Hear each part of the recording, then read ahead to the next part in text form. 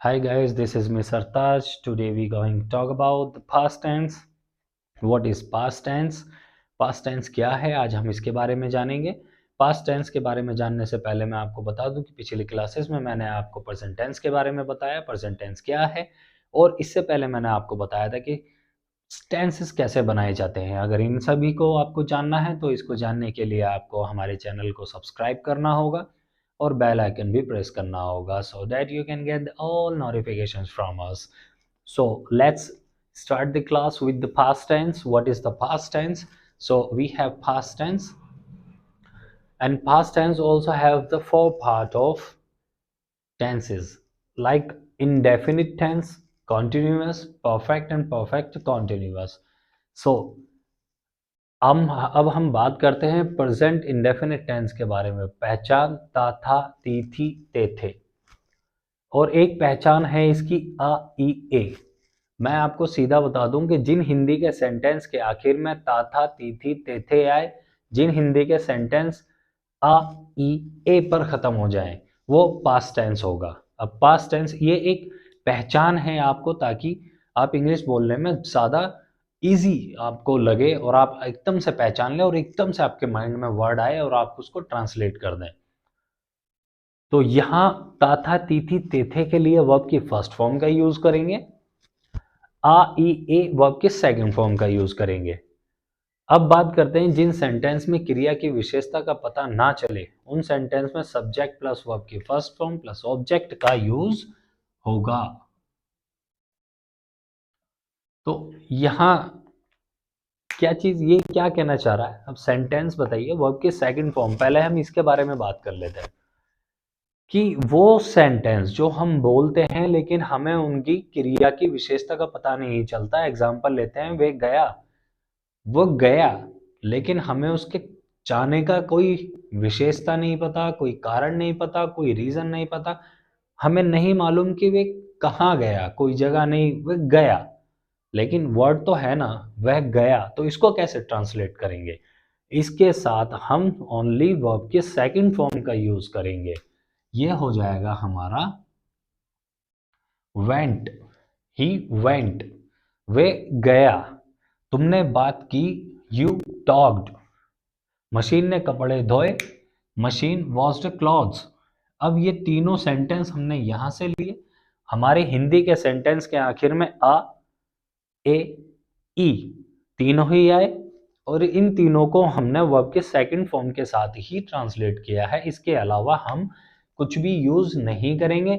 Simple tense है, indefinite का simple tense है। सिंपल टेंस में हमेशा याद रखें वर्ब के सेकंड फॉर्म, जो सेंटेंस हमारे इन वर्ड्स पे खत्म हो जाए, वर्ब के सेकंड फॉर्म का यूज करेंगे। स्ट्रक्चर बनाते हैं हम, सब्जेक्ट यूज करेंगे, वर्ब की सेकंड फॉर्म एंड ऑब्जेक्ट।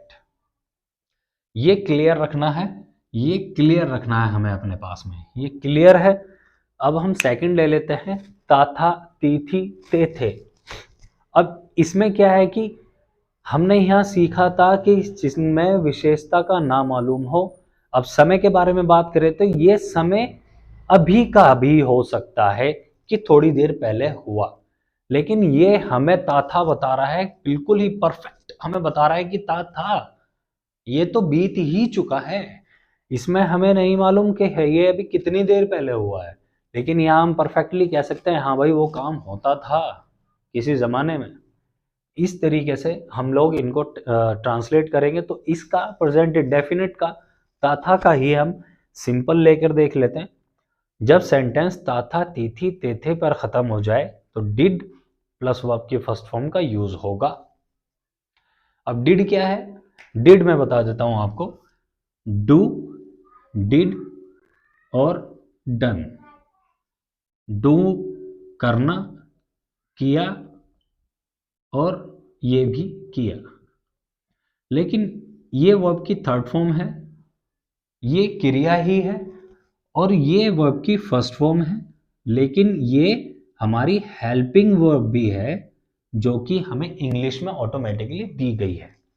इसी तरीके से डिड भी हमारी हेल्पिंग वर्ब है जो कि इंग्लिश के टाइम को समझने के लिए ऑटोमेटिकली हमें दी गई है कि इनके जरिए हम टाइम को समझेंगे। अगर आप टाइम को समझ गए तो समझो इंग्लिश आपको आसानी से आ जाएगी।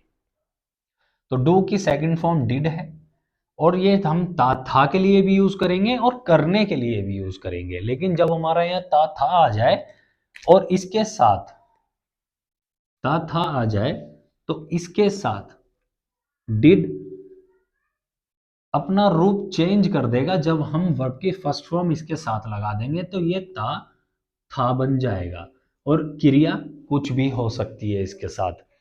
अब डिड के साथ में डू का यूज नहीं किया जा सकता, तो इसीलिए इसको हम डिड के रूप में ही यूज कर देंगे। यू डिड इट, तुम ये करते थे, तुम यह करते थे। यू डिड इट, तुम ये करते थे या तुम इसे करते थे, तो यू डिड इट। करना हमारी हेल्पिंग वर्ब भी दिखाएगा और था भी दिखाएगा। लेकिन इसके साथ हम अगर डू का यूज करेंगे तो ये सेंस ही चेंज हो जाएगा। तुम करते थे, क्या करते थे, दो बार नहीं बन सकता, ठीक है, क्योंकि ये हमारी हेल्पिंग वर्ब सिंपल प्रेजेंट के लिए दी गई डू है और सिंपल पास्ट के लिए दी गई इंडेफिनिट में डिड है। अब इसको हम एग्जाम्पल के जरिए समझते हैं। वह मुझे गाली देता था, he did abuse me. Subject हो गया, डिड हो गया, वर्ब की फर्स्ट फॉर्म हो गई, एंड ऑब्जेक्ट हो गया। अब ये दोनों ही हमारे पास्ट का सिंपल है। अब इनका negative, interrogative and double interrogative हम नेक्स्ट क्लास में सीखेंगे। इसको आप ध्यान से देखिए, क्या मैंने कहा है इसको ध्यान से समझने की कोशिश कीजिए।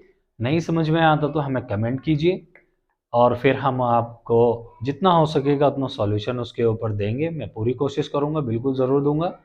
इंग्लिश को सीखने का एक सबसे बेहतरीन तरीका, अब आपको जो वर्क करना है इंग्लिश पे, वो करना है कि आपको उठना है,